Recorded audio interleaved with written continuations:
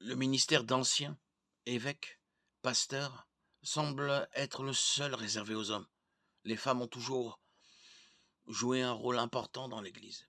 Les rares témoins de la crucifixion de Christ étaient des femmes, alors que la plupart des disciples avaient fui.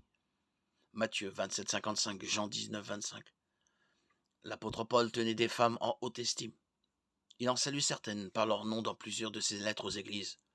Romains 16,6, Colossiens 4,15, Philippiens 4,2, 3, Philémon 1,2. Et les écrits comme ses collaboratrices qui servent clairement le Seigneur et sont une bénédiction pour toute l'Église. Philippiens 4,3, Colossiens 4,15.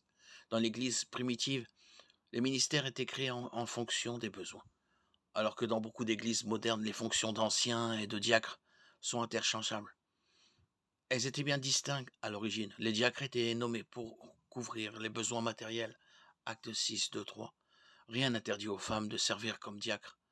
En fait, Romains 16, 1 pourrait indiquer qu'une femme du nom de Phébé était une diaconesse respectée de l'Église de Rome.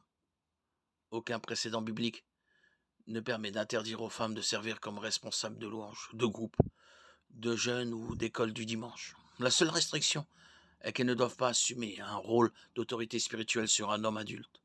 Puisque les Écritures semblent se préoccuper davantage de l'autorité spirituelle que de la fonction, tout rôle qui n'applique pas d'autorité spirituelle sur des hommes adultes est ouvert aux femmes.